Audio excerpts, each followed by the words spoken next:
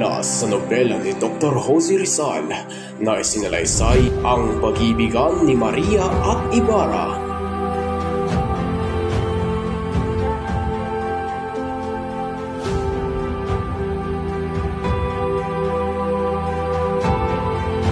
Ang kagandahan ay nasa panlasa ng tao.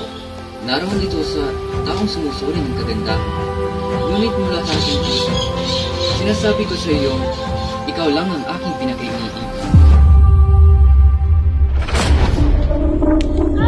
Baliw ka! Lumayo ka sa akin! Sa lahat ng Santo Padre, kikita natin kung lumayo.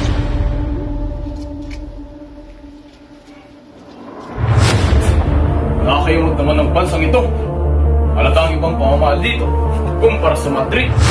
At ang masama pa, puro Indio mga nakatira. Ayoko talaga sa mga Indio.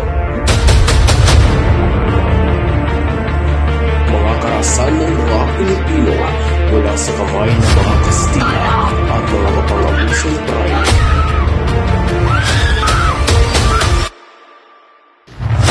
Ang pagkabaliw ni Sisa.